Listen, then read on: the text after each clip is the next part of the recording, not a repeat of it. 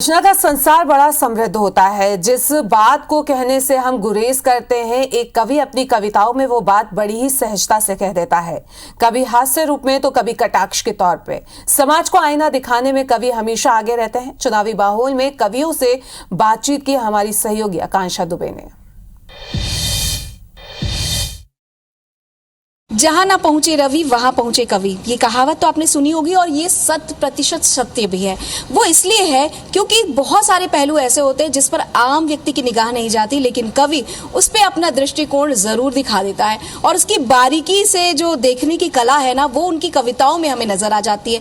राजनीति और कविता, इसका आपस में बड़ा गहरा तालमेल है, क्योंकि राजनीति को जो स्वरूप दिखाता है, जो राह दिखाता है, उसमें हम कह सकते हैं बहुत बड़ा योगदान कविता का भी होता है। और कवि जिस दृष्टिकोण से कमियों को ढूंढ कर निकालता है, वो अपने चुटीले अंदाज में उसे प्रस्तुत भी करता है। आज हमारे साथ 4 कवि हैं जो चुनावी माहौल पे चुनावी तड़का लगाएंगे अपनी कविताओं से। और सबसे पहले शुरुआत कर रहे हैं पद्मश्री सुरेंद्र दुबे जी की, जो कि छत्तीसगढ़ के जाने माने रचनाकार तो हैं ही, और देश विदेश में इनकी रचनाओं के लिए, इनकी व्यंग के लिए इन्हें अलग से ख्याति प्राप्त है। तो सबसे पहले जानना चाहेंगे सर, चुनावी साल है, लोकसभा चुनाव अगले साल होने हैं, विधानसभा चुनाव नजदीक है, तो ऐसे में आप इस पूरे राजनीतिक परिदृश्य को किस तरह से कहना चाहेंगे? राजनीतिक परिदृश्य में तो बात नहीं कर रहे हैं, लेकिन मैं ये बताना चाहता हूं कि आईबीसी से मेरा संबंध बहुत पुराना है। आईबीसी मतलब जैसे जिस कूलर के जैसे उसके हैं विचार और एसी जैसे हैं समाचार, और जो समाचार छत्तीसगढ़ के हवा बनकर एमपी तक जाते हैं और फिर से मध्य प्रदेश को अखंड बनाते हैं, आईबीसी इसमें महारत हासिल है। आकांक्षा जी, आपका सहयोग भी है इसमें, मैं आपको भी आभार व्यक्त करता हूं। और बस मेरे 2 मित्र आए हैं, मेरे छोटे भाई हैं दोनों। ऐसे छोटे भाई हैं जैसे विभीषण रावण का छोटा भाई था, रावण को उसी ने निपटाया। सुग्रीव बाली का छोटा भाई था, बाली को उसी ने निपटाया। प्रवीण महाजन प्रमोद महाजन का छोटा भाई था, उसी ने निपटाया। लेकिन ये मेरे सगे छोटे भाई नहीं है, ये केजरीवाल के सगे छोटे भाई। पूरा तो हो जाए। ऐसा है, रावण में लाख बुराइयां थी, लेकिन उसने कभी मीडिया के सामने आकर के हमारी बेइज्जती नहीं की। मधुबनी से आए शंभू शिखर जी ने जवाब दिया है, और आदि पुरुष भी इन दिनों काफी चर्चा में है। आपका क्या मत है? इन्होंने आते ही एक सवाल किया, छत्तीसगढ़ में बोरेबासी बहुत चल रहा है, तो इन्होंने पूछा क्या है, व्हाट इज बोरे एंड व्हाट इज बासी। मैंने कहा, अगर आपको लगे कि जवाब सही था, मैंने कहा rice sleep with water at night, morning it convert in बासी, एंड फ्रेश वाटर इज बोरे, दैट इज बोरे। पुलिस ने अदर वर्ड इसको एक्सप्लेन करो। मैंने कहा जैसे पूजा भट्ट इज बासी एंड आलिया भट्ट इज बोरे। ये खूबी है सुरेंद्र दुबे जी की। पद्मश्री सुरेंद्र दुबे जी अपने चुटीले अंदाज के लिए जाने जाते हैं। हमारे साथ गौरी मिश्रा हैं, जो कि नैनीताल से आई हैं। आइए जानते हैं कि इस पूरे चुनावी माहौल को वो किस तरह से देखती हैं, उनका क्या मत है। प्रणाम सभी को, जय श्री कृष्णा। और चुनावी माहौल से मैं इसलिए दूर रहती हूँ क्योंकि मैं नैनीताल की ताज़ा हवा के साथ हमेशा चलती हूँ, और चुनावी माहौल हमेशा गर्माहट के साथ रहता है। छत्तीसगढ़ में आई हूँ तो मुझे ऐसा लग रहा है कि आदि पुरुष भी आ चुकी है। हालांकि जिस तरीके के माहौल में हम लोग ढल चुके हैं, तो ऐसा लग रहा है कि रामराज आने वाला है। और रामराज आता है तो रामचरितमानस में लिखा है कि दैहिक दैविक भौतिक तापा, रामराज नहीं काहू ही व्यापा, सब नर करे परस्पर प्रीति, चले स्वधर्म निरत श्रुति नीति। अर्थात राम राम करते रहिए और देखिए रामराज जल्दी आ जाएगा। और जब भगवान का जन्म होता है तो अपने आप सारे अपराध और जितने भी अधर्म की बातें होती हैं वो अपने आप धीरे धीरे मिटने लगती है। तो हम कवियों की यही कोशिश रहेगी कि सबकी आंखें खोलें, और जिस तरीके से हमारे धर्म का और हमारे इतिहास का मजाक आदि पुरुष में उड़ाया गया है। सीता वो नहीं थी जो आदि पुरुष में दिखाई गई है। सीता तो वो थी जो रामचरितमानस में लिखा है कि उमा रमा ब्रह्मादि मदिंता, जगदम्बा संतत मनिदिंता। तो हमें ऐसी सीता को जीवित रखना है और ऐसे ही लोगों को वोट देना है जो राम राज की स्थापना कर सके। जय हिंद। ये गौरी हैं जी। और पुरानी फिल्म थी, आपको याद होगा, गाय और गौरी। लेकिन गाय नहीं, हमारे पास बैल हैं। अब आप बैल की तरफ जाइए। हाँ जिनके नाम में ही शंभू शिखर है, मधुबनी से आए हैं शंभू शिखर जी। और गौरी जी, मैं आपकी तरफ फिर से आना चाहूंगी और पहले शंभू जी को सुन लेते हैं और आपसे प्रश्न रहेगा। मध्य प्रदेश में बहुत सारे मंदिरों में ये कह दिया गया है कि मंदिर में प्रवेश के लिए एक आदर्श परिधान ही आपको ग्रहण करना है, तो उस पर भी मैं आपका मत जानना चाहूंगी कविता वही अंदाज में। पर शंभू शिखर जी से सुनना चाहेंगे कि आप कुछ कहना चाहेंगे राजनीति से, या आप भी बचते हैं? नहीं, मैं तो बिल्कुल नहीं बचता हूँ। मैं तो राजनीति से बहुत जुड़ा हूँ। मेरा वोट भी मैंने 17 साल की उम्र में बना लिया था, आधार कार्ड। हाँ, क्योंकि वो 18 में बनता है, वैसे नहीं बनता ही नहीं था वोटर आई कार्ड। और मैंने तो पहली बार जब था ना, तो मैं तो एक बार साड़ी पहन के वोट डालने चला गया था, किसी को पता भी नहीं चला। तो मैं अपनी और अपनी पत्नी की वोट भी खुद ही डाल आया था। इसलिए मैं राजनीति पर बहुत कहता हूँ। आप कह रहे हैं चुनावी हाल है, मैं कहता हूँ जनता का बुरा हाल है। अभी पूरे देश में चुनाव होंगे, बड़े बड़े भोंपू लगेंगे, तंबू लगेंगे, लोग सब एकदम ऐसे करेंगे, सरकार बनेगी, फिर कहेंगे कि संपत्ति का ब्यौरा दो। मैं कहता हूं कि लोगों को, नेताओं को चाहिए कि जनता से विपत्ति का ब्यौरा लो, ये संपत्ति का ब्यौरा पूछने लगते हैं। तो मैं तो देखो, चुनाव जब आता है तो मैं बहुत ही खुश हो जाता हूँ। इसलिए खुश हो जाता हूँ कि मैं तो बिहार का हूँ, हमारे यहाँ बंद है, मिलता नहीं है कुछ भी लगाने वगाने को। लेकिन चुनाव में क्या होता है कि कोई चोरी से, चुपके से, कहीं से। तो मैं जब एक बार वोट डालने गया तो आधे घंटे तक जो है मैं पोलिंग बूथ के अंदर ही खड़ा रहा। तो मुझसे अधिकारी ने कहा, भाई इतनी देर थोड़ी लगता, 2 मिनट का काम है, आधे घंटे। मैंने कहा, सर देखो, मैं ईमानदार आदमी हूँ, रात में 500 रुपये और दारू की बोतल कौन दे करके गया था मैं भूल गया हूँ। तो किसको वोट दूं मुझे याद नहीं आ रहा है। लेकिन देखिए, ये सब हंसी मजाक की बातें हैं। चुनावी साल है तो हमारा कर्तव्य बनता है कि हम अपने लिए एक ऐसी सरकार को चुने जिसे हमें गाली ना देना पड़े। नहीं तो हम चुनाव सरकार चुनते हैं, गाली देते हैं। और मैं एक 4 लाइनें आपको सुना देता हूं और आप सबको मजा आ जाएगा इन 4 लाइनों पे।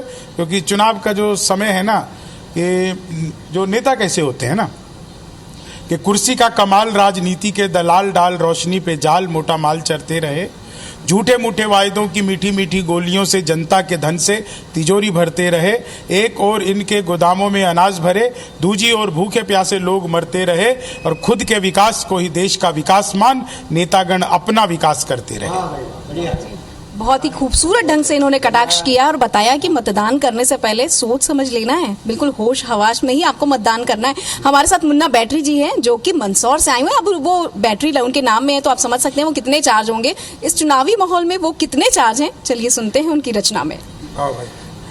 IBC 24 के सभी श्रोताओं को प्रणाम करता हूं। न्यूज़ चैनल वाले राजनीति पे उकसा के हमसे बहुत कुछ बुलवा लेंगे और फिर कल वापस वही टीवी पर दिखाएंगे, कवि ने ऐसा बोल दिया। तो मैं अपनी लिमिट में रहकर ही बोलूँगा। हम तो हास्य के कवि हैं। देखो, हम भी नहीं चाहते कि छत्तीसगढ़ से कुछ कर कुरा के जाए और कल हमारे इस फोटो टीवी पर चले कि देखो कवि आए थे और कुछ का कुछ करके चले गए। देखो, जीवन में और भी कई समस्याएं, ये राजनीति पर इतना बता रहे हैं। हम तो खुशियां बांटने वाले लोग हैं और बड़ा खुशहाली लोग हैं, खुशकिस्मत लोग हैं कि इतनी बड़ी विविधता जाने के बाद भी हम वापस मुस्कुरा रहे हैं। वरना हमें तो ये भी पता नहीं था कि हम जिंदा बचेंगे कि भी नहीं बचेंगे। वैसे कई समस्याएं आई थी, दिल की हसरतों को दिल में दबाना तक सीख गए, सुबह सुबह लड़ते हैं और शाम को मनाना तक सीख गए। और लॉकडाउन का असर कुछ यूं पड़ा जिंदगी पर कि पोंछा लगाने से लेकर पराठे बनाना तक सीख गए। बहुत खूब, निश्चित रूप से जी। एक तरफ राजकवि होते हैं जो राजनेताओं के बखान करते हैं, एक तरफ जन कवि होते हैं जो जनता के दुख दर्द को पिरोते हैं अपनी वाणी में। और अब बात करेंगे गौरी से। अच्छा, जी जी जी, ये जो आप कह रहे हैं ना, ऐसे मैं जिसको वोट देता हूँ उसको 5 साल अप्रिशिएट करता हूँ। और मैं तो खुद जनता से ये कहना चाहता हूं कि आप चुनाव तो सभी स्टेट में आने वाले, लेकिन नेता आप वही चुने जो जिसको आप जिस उद्देश्य से चुन रहे हैं। ऐसा ना हो कि दिल की हसरतों को, ऐसा ना हो कि न जाने कब अपनों से बेवफाई हो जाए, जो लगता है सबसे प्यारा बस वही हरजाई हो जाए। और मौसम ही इन दिनों हृदय परिवर्तन का है, न जाने कब कौन कांग्रेसी भाजपाई हो जाए। ये तो कुछ बात जी बिल्कुल, जी जी जी। 2 बार से मेरा नाम सब जानते हैं कि मेरा नाम टिकट के लिए चलता था और हर बार मैं एक ही जवाब देता था कि छत्तीसगढ़ की 2.5 करोड़ जनता को जब मैंने प्यार से जीत लिया है तो लड़कर जीतने से क्या फायदा। हम लोगों के लिए राजनीति ऐसा कुछ नहीं है, हम सब में मजा लेते हैं। जो प्रतिपाल सुनरपति हो। सर, एक और प्रश्न आपसे है कि आमतौर पर ऐसा किया रहता है कि जो कलाकार होते हैं या जो खिलाड़ी होते हैं उनकी प्रतिभा को भुनाने का प्रयास जरूर राजनीति में होता है। इस विषय में आप क्या कहना चाहेंगे? खिलाड़ियों की प्रतिभा, मुझको तो खेल के बारे में जानकारी नहीं है। मैं तो ये नहीं जानता क्रिकेट में गोल होता है कि रन, ये बताएंगे। चलिए गौरी जी, आदि पुरुष में हमने बात की थी और आपने बहुत अच्छी पंक्तियों से इसकी शुरुआत की थी। तो अब आपसे ये जानना चाहते हैं कि ये जो मंदिरों में परिधान को लेकर जो बैन लगा है, इस पर आपका क्या मत है? देखिए, ये बहुत दुर्भाग्य की बात है कि हमारे ही भारत देश में संस्कृति और संस्कार को लेकर के अब खास नियम बनाने पड़े हैं। इसका कहीं ना कहीं असर बॉलीवुड के कारण आया है कि लोगों ने विदेशी सभ्यता को अपना लिया है, जबकि विदेशी हमारी भारतीय सभ्यता को अपनाने में लगे हुए हैं। तो ये हो तो अच्छा रहा है, बिकॉज हमारे देश में जिस तरह की दुराचार की घटनाएं, ये वो देश है जहाँ कन्या पूजन होता है, लेकिन ये वही देश है जहाँ कन्या के साथ दुराचार भी हो रहा है। ऐसी घटनाएं बंद हो जाएं। सरकार को लोग दोष देते हैं, कानून को दोष देते हैं, लेकिन कहीं ना कहीं हमें अपने परिवार से अच्छे संस्कारों की शुरुआत करनी पड़ेगी। तो बहुत अच्छे नियम निकले हैं। और तब मैं ये कहती हूँ कि वो नारी जिसके लिए कहा जाता था कि कृष्ण की निगाह से निहारा जो तनिक बीतो, सुध बुध भूल राधा रानी बने जाएगी, प्रेम भक्ति भावना में विष भी पिएगी, हंस गाएगी तो मीरा से दीवानी बने जाएगी, देश पे कुदृष्टि यदि डाली जो विदेशियों ने, रण बीच झांसी वाली रानी बन जाएगी। गौरी तो है शिव की अनन्य सेविका, परंतु अस्मिता लुटेगी तो भवानी बन जाएगी। तो आज के दिन में नारी को भवानी बनने के लिए उनको जगाना, जागृत करना जरूरी है, वरना टिकटॉक और न जाने छोटी छोटी रील्स के माध्यम से लड़कियां केवल नाच गाना कर रही हैं। हमारा देश गलत दिशा में जा रहा है। तो ये हम कवियों की और आपके इस चैनल की जिम्मेदारी है कि उनको सही दिशा में लाने का प्रयास किया जाए। अच्छी बात से समापन करेंगे, जिसमें ये गुलाबी नोट वाली 4 पंक्तियां पढ़ें, फिर समापन पढ़ लें। वो 4 लाइन आपका जो फ्लेवर है। बात यह है कि नोटबंदी जब हुई थी तो लोग काफ़ी परेशान हुए थे। उस वक्त भी मोहब्बत को हास्य की चाशनी में, क्योंकि मेरे साथ हास्य के कवि सब ज़्यादातर रहते हैं, तो मोहब्बत को हास्य की चाशनी में डुबो के मुझसे कुछ डिमांड आई थी पब्लिक की कि मैं कुछ ऐसा पढ़ूं। तो उस वक्त वो गुलाबी नोट की पंक्तियाँ काफ़ी प्रसिद्ध हुई थी और मैं मोहब्बत लिखती हूँ।